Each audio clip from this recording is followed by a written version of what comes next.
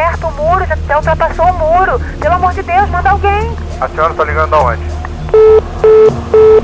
Cara, tem gente soterrada. Tem gente soterrada. Gente soterrada aqui no centro da cidade, tá uma loucura isso aqui, não para de cair barreira. Só tem que dar um jeito de vir aqui. Vem pra cá, tirar essas pessoas aqui, eles não param de gritar. Vem nadando, vem de qualquer jeito, pelo amor de Deus. Assumir a Águas de Nova Friburgo acho que foi o maior desafio que o grupo já teve, né? A inauguração da primeira estação de tratamento de esgoto, de Olaria, foi o grande marco dessa assunção nossa, quer dizer, um ano e meio depois, a gente já estava com a primeira estação funcionando. Foi o grande diferencial que a gente conseguiu apresentar para a cidade. Realmente, a partir daí, é que eu acho que nós carimbamos o nosso passaporte de entrada na cidade de Nova Friburgo.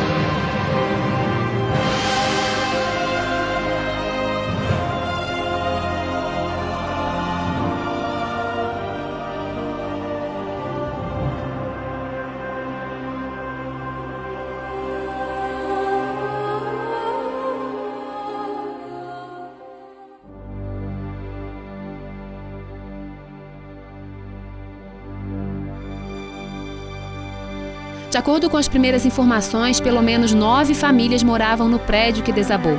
Até o final da tarde, 2 pessoas haviam sido resgatadas com vida dos escombros.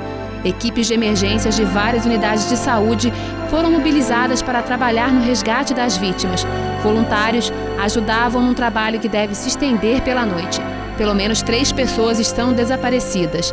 Desesperada, esta mulher busca notícias do sobrinho, que estaria em uma das residências. Que sobrinho! Ai!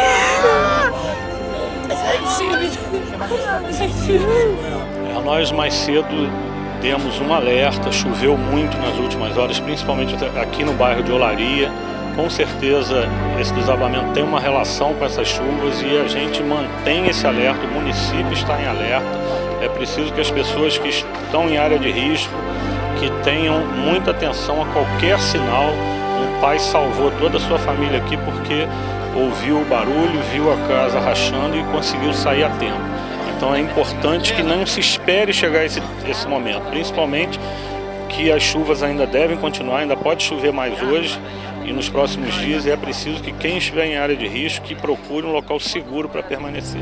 Eu me lembro bem do apoio da Águas de Nova Friburgo, que esteve lá presente com reto-escavadeira, com o veículo Munk, nos apoiando no resgate às vítimas que estavam soterradas, mas eu confesso que eu não tinha nenhum parâmetro para dizer. A gente sabe que acima de 80 milímetros tem problema, mas a gente não sabe o que acontece com 200 milímetros, com 300 milímetros. Então aquela noite foi uma coisa inusitada, então já fomos preparados para virar a noite. Naquela noite, o solo de Nova Friburgo já estava encharcado. Há 12 dias chovia incessantemente na região. Uma frente fria vinda do sul ganhou forças em São Paulo. E quando chegou em Nova Friburgo, provocou uma pancada de chuva forte e constante, com duração de 32 horas. Esses 2 fatores já seriam suficientes para causar grandes estragos na cidade. Mas o destino foi mais impiedoso. Ao mesmo tempo, se formou uma concentração de nuvens chamada cúmulos nimbus, um gigante de 14 quilômetros de altura. Normalmente, este fenômeno dura 15 minutos, mas desta vez, ele castigou a cidade durante 4 horas e meia. No caso da Serra, havia uma ligação atmosférica entre a região amazônica brasileira e a região serrana. Isso significa, em palavras mais vulgares, havia como se fosse um cano que pudesse permitir a passagem do vapor da Amazônia para a região serrana. E aí, portanto, havia uma disponibilidade de vapor d'água na região serrana muitíssimo acima do normal. Então, a cumulonimbus apareceu, ela se forma, cai, extingue-se, e imediatamente havia um prato de comida, que é essa fonte de umidade vinda da Amazônia. E a grande distinção entre essa formação de cumulonimbus e as formações de cumulonimbus normais de pancada de verão é exatamente a duração. Enquanto aqui na cidade uma cumulonimbus demora 15, 10, 20 minutos, lá demorou 4 horas e meia. Você tem encostas muito íngremes, você tem uma morfologia, um tipo de solo aqui, que é uma camada vegetal com camada de terra fértil de aproximadamente 15 centímetros sobre o barro. Então, quando um volume de água tão grande como esse atravessou essa camada de terra fértil, o que ela encontrou embaixo da camada ou foi pedra ou foi barro. As pessoas ainda me falam que no dia da tragédia houve uma grande tempestade de raios. E toda vez que você tem um raio, você tem um aumento da pressão no local. E como eles foram muito intensos, em muita quantidade, numa área cercada de montanhas, alguns estudiosos acreditam que esse aumento de pressão causou reverberação nas montanhas. Tudo isso, acredito que foi associado no ponto e gerou essa tragédia que nós temos hoje, que nós tivemos aqui. Na captação da maior estação de tratamento da cidade, a ETA Rio Grande de Cima, já existia risco iminente de alagamento da casa de bombas. Uma parte da equipe que estava em Olaria foi deslocada para a estação Rio Grande. Para a gente sair já de Olaria já foi um problema muito grande, porque o centro de Olaria já estava alagado, a gente teve que contornar pelo Cônego, tivemos que contornar por cima da Via Expressa, passar por trás do campo do Friburguense, vir pela Granja. A gente encontrou uma série de dificuldades para chegar na empresa já. O caminho já não conseguia passar, muita água. Ali na Via Expressa estava com quase 1 metro de água. Passei pelo Vale dos Pinheiros, passei em cima de galho de árvores, de barro, árvore caindo atrás da gente. Na sede da empresa onde estavam o técnico do Centro de Controle de Operações e o segurança, o cenário era assustador. Mas a chuva era tão intensa que a gente conversando era aos gritos. Esse episódio ele só foi um prenúncio, né, do grande cataclisma que estava ocorrendo na cidade. No primeiro momento eu achei que fosse uma alucinação, alguma coisa desse tipo, porque realmente não foi um tremor normal. A cadeira tremeu, tudo tremeu. Na última vez que eu liguei para ele aqui no CCO foi quando ele me atendeu desesperado, falando que a empresa estava acabando, estava desesperado. E ele só falava: Daniela, tá caindo tudo, tá tremendo tudo. Eu tava ilhado. Eu tava me sentindo um animal, não tinha pra onde correr. Não tinha como fugir. Nisso, a porta de saída travou trancada. Todas as portas trancadas e a água só subindo. Nunca imaginei que a empresa poderia ficar comprometida da forma que ficou, né? E os carros já estavam entrando, um batendo no outro, e um carro por cima do outro já batendo. E aí nós fomos empurrando os carros, conseguimos pegar a ferramenta. Não dava nem para entender o que tinha acontecido, porque só tinha pedra. Eu não consigo descrever o que realmente nós tínhamos naquele primeiro momento. Revolta, desespero, medo, muitas coisas. Eu já estava com água na cintura e lama até o joelho, sem energia, um barulho ensurdecedor. Nós somos nada perto do poder maior divino ou da própria natureza.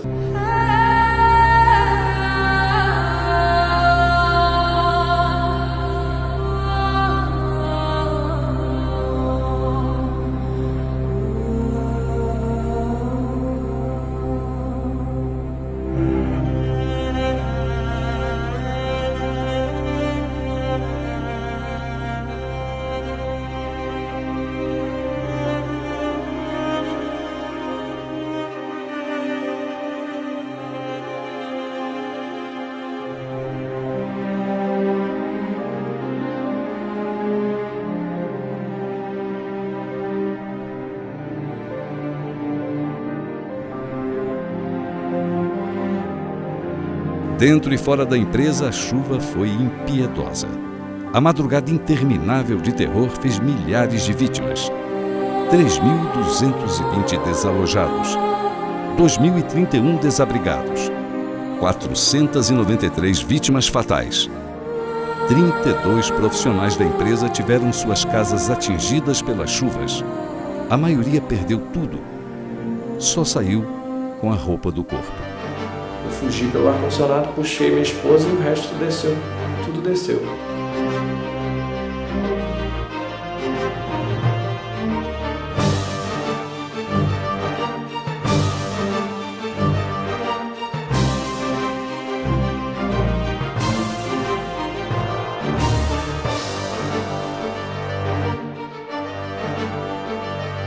Depois de caminhar por cerca de 4 horas, da estação Rio Grande para a sede da empresa, André iniciou outra árdua jornada em busca de sua esposa. Chegavam informações de que a casa dele havia sido atingida e Ana estava desaparecida.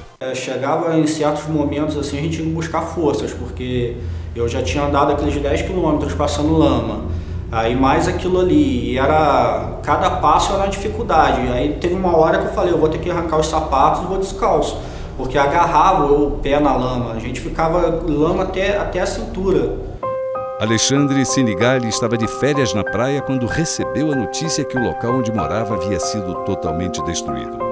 Foi difícil para ele e para a esposa acreditarem. E eu falei com ela, fica tranquila, que eu falei, pô, o barranco talvez chegou perto da casa e a casa deve estar um pouco torta, deve dar para recuperar alguma coisa, recupera o HD do computador e né, nessa esperança vou tentar salvar os documentos, porque jamais imaginei que quando eu chegasse ali naquele local, né, eu ia me deparar com o que eu vi. A realidade foi muito mais dura. No quarteirão onde ele morava, mais de 30 casas viraram um amontoado de troncos e lama. 37 pessoas morreram, entre elas 6 parentes do técnico de segurança. Além dos familiares, Alexandre perdeu tudo. Não conseguiu salvar nada das 4 casas que tinha na mesma rua. Seu Artelino Derriru, calceteiro da empresa, não teve tempo para se salvar. Luiz Cláudio, funcionário do SEASA, tentou socorrê-lo. Quando foi 3h15, 3h20 da manhã, meu telefone tocou na cabeceira da cama, peguei o celular, era um vizinho, um amigo nosso, Marcelo, e ele ligando, Luiz Cláudio, pelo amor de Deus, acorda rápido que Tilino tá morrendo, vem aqui para casa. Quando chegamos aqui, essa área aqui em frente estava um mar, tinha aproximadamente uns 15 metros de largura do rio. Um rio assim que estava uma correnteza violenta, e mesmo assim com a ajuda de corda, que já pegamos um rapaz ali do outro lado que tinha corda, conseguimos atravessar. Quando foi 4h10, conseguimos tirar o Natan. Nós salvamos o Natan ali, o filho deles, com 14 anos. A casa que estava, a casa era mais ali em cima. A casa, ela rodou de local, ela mudou de posição e desabou. Fez assim tudo de repente. Conseguimos tirar somente o Natan. No outro dia nós retornamos para cá, meio-dia. E aí nós conseguimos identificar aqui o local onde estava o corpo. Quando chegamos aqui nesse local, estava o corpo do Tilino, a esposa. Uma das cenas mais lamentáveis que eu já vi na minha vida. O casal, que eu conheci muito, Tilino, que era um homem muito trabalhador. O casal abraçado, os dois abraçados, um segurando os braços do outro abraçado, com o bebê entre eles. Até hoje não consegui descer uma lágrima em mim. Eu me sinto assim engessado, como se fosse um concreto. Às vezes tem aquela vontade de chorar, mas não sei, a gente está assim congelado. Era uma pessoa bastante querida, né? E assim, muito extrovertido, ele era da classe anexa, né? Estudava até lá no ensino fundamental e estava sempre lá no RH, sempre conversando com a gente, era uma pessoa muito, muito querida, assim. Era um senhor, gente fina toda a vida, o que ele pôde fazer aqui em termos profissionais, ele fez o que era para fazer.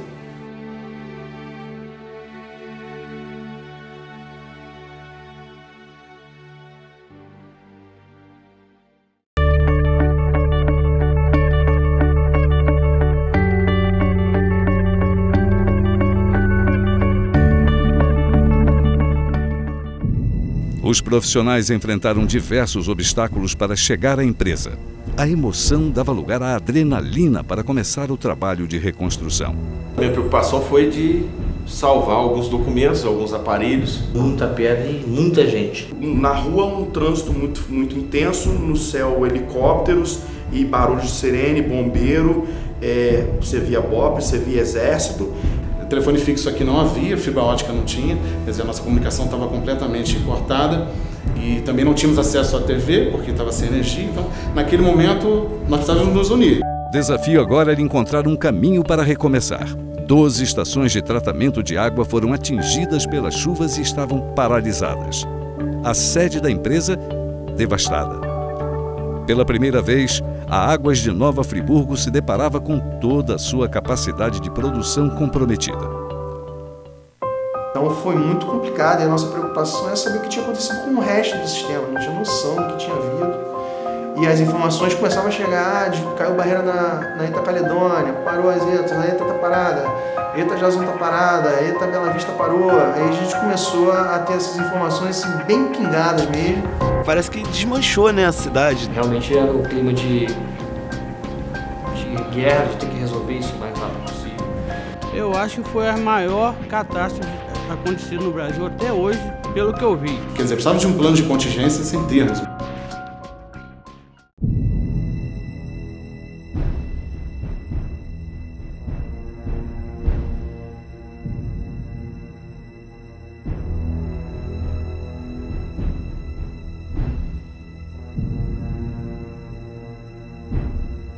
O trabalho incessante era o combustível para a missão que não podia falhar.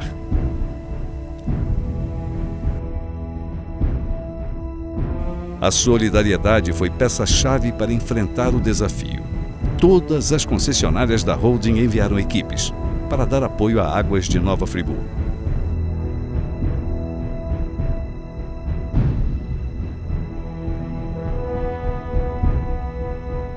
Viemos de Niterói para ajudar, nós somos uma empresa só.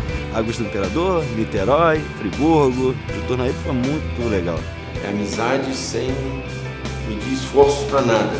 Você partir para cima. Era peão, era chefe, era supervisor, estava ali agarrado no meio da lama com a gente ali. Que todo mundo veio com o intuito de resolver, não ligando para cansaço, não ligando para estar. Não importa se era da concessão de Niterói, de Friburgo. Todos eles eram super receptivos, olha, o que tem que fazer, o que a gente pode fazer, não sei o quê. Que a união realmente faz a força, cara. Uma camisa só. No total, eram 400 profissionais e 200 máquinas trabalhando 24 horas na tentativa de retomada do abastecimento. Uma batalha sem precedentes para todos esses homens.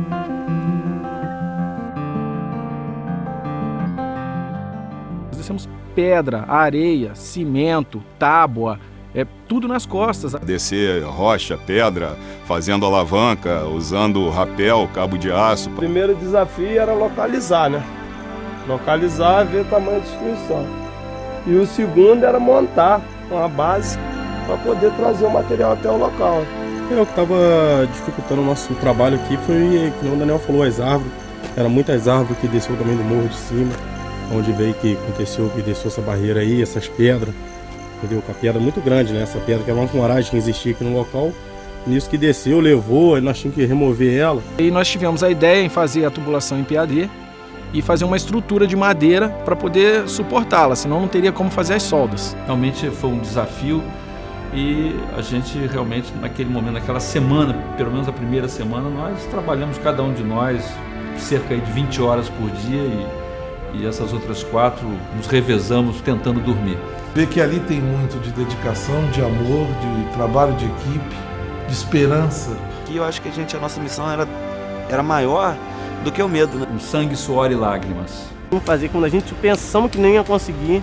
Eu falei, gente, vamos ganhar, e os garotos também estavam empenhados a fazer o serviço e conseguimos.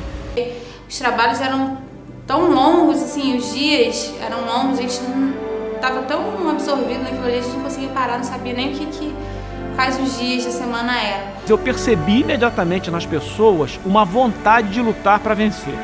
Passei algumas noites sem dormir, inclusive, mas com o maior prazer para poder deixar as pessoas pelo menos mais amenizadas. No dia 13, um dia após a tragédia, 3 estações de tratamento de água, Deboçan, Rio Grandina e Curuzu, voltaram a funcionar. Com isso, foi possível retomar 40% do abastecimento da cidade. Que a preocupação era retomar o abastecimento, né?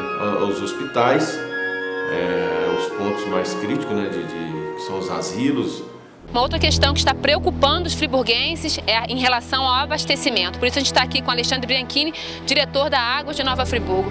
Alexandre, qual a situação no momento do abastecimento na cidade? A situação, assim como toda a cidade, é bastante crítica, né?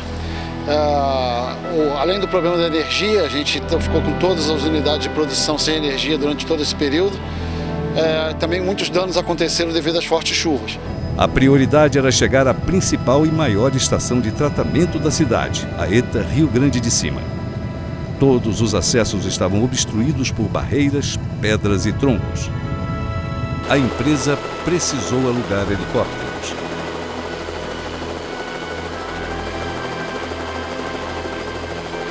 Naquele momento, a maioria dos helicópteros no Rio já estavam à disposição de Petrópolis, Teresópolis e Friburgo, que já estavam considerando uma catástrofe. Para ter ideia, de helicóptero era difícil avaliar a estrada, onde que era a estrada do Rio Grande de Cima, porque se tornou um cenário assim, único de lama.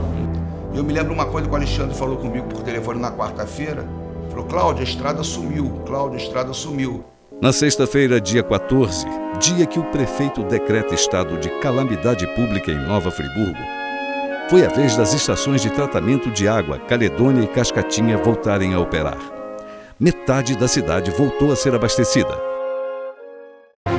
Enquanto isso, profissionais lutavam contra a exaustão e viravam noites. Nem dormia. Tinha uma vez que a gente dormimos no barranco. Era mais de 100 metros de altura.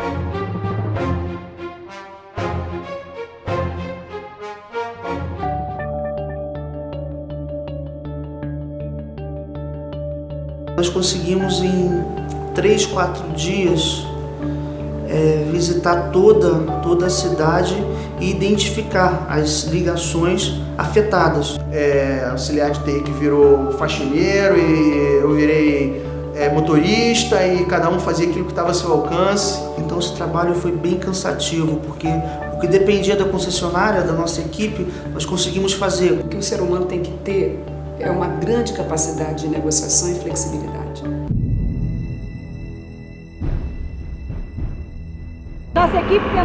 A nossa equipe estava tentando chegar no bairro de Conselheiro Paulino, aqui em Nova Friburgo, mas estão todos evacuando a área. A informação é de que a represa estourou e a água vai inundar isso tudo. Estão todos evacuando a área, as pessoas estão correndo, estão todos nervosos.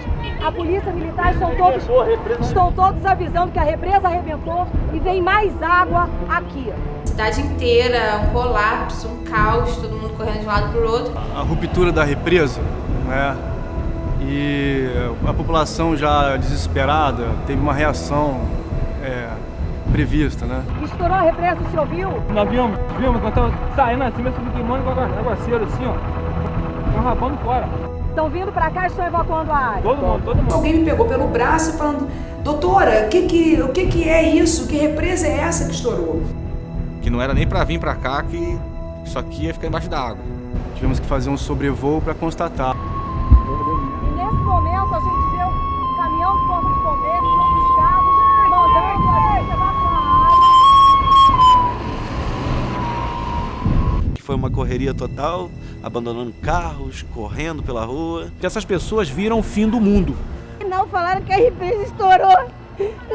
A senhora perdeu alguém? Meu pai estava trabalhando na prefeitura. Aí eu falei, que represa? Não tem represa em Friburgo? Não tem represa? E todo mundo olhando pra mim. Eu falei, não tem represa em Friburgo, gente. Não causava risco nenhum. É boato, não tem nenhuma confirmação disso. A população tá em pânico, mas é boato, não tem nada. Mesmo com todas essas dificuldades, no dia 20 de janeiro, pouco mais de uma semana após a tragédia, 100% da cidade já estava sendo abastecida. A água caiu na torneira dela.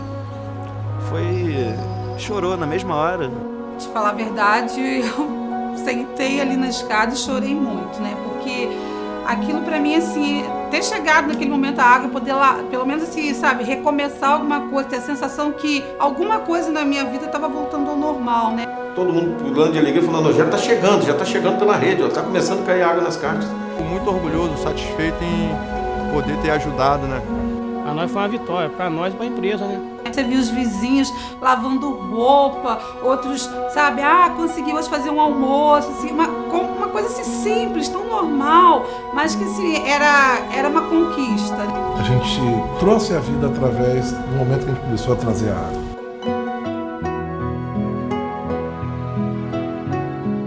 Eu vou viver mais tempo com a minha família, com a minha esposa, com as minhas filhas, porque não adianta você acumular tudo aquilo lá e de repente você não tem nenhuma roupa para vestir. Ninguém é melhor do que ninguém é maior do que ninguém. Nesse momento acho que a gente vê que todo mundo é igual.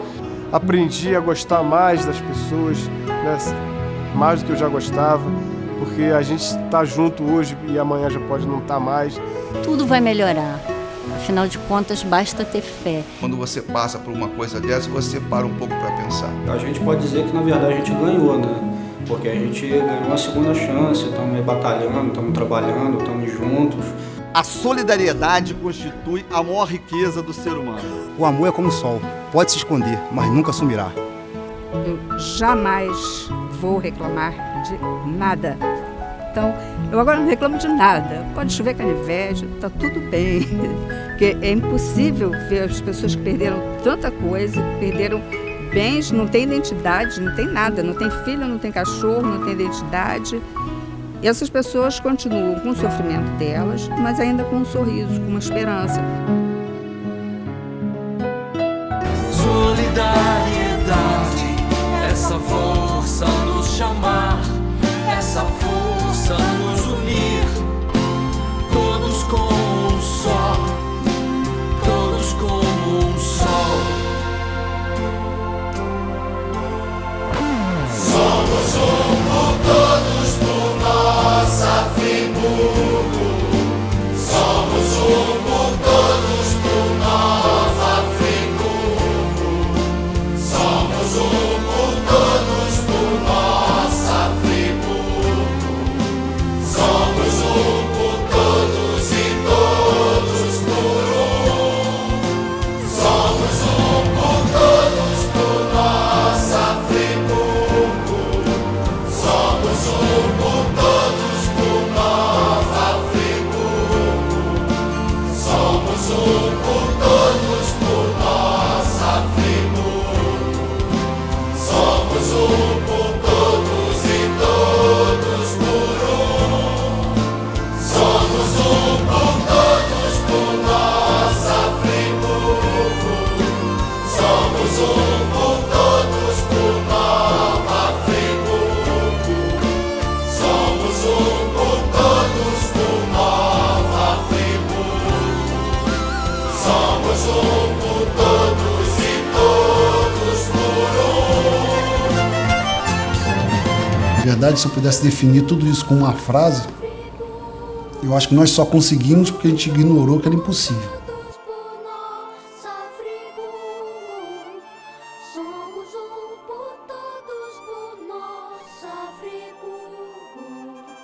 Somos por todos e todos por um. Somos por todos, por nossa Friburgo. Somos por todos, por Nova Friburgo. Somos por todos, por nossa Friburgo. Somos por todos e todos por um. Somos por todos, por nossa Friburgo. Somos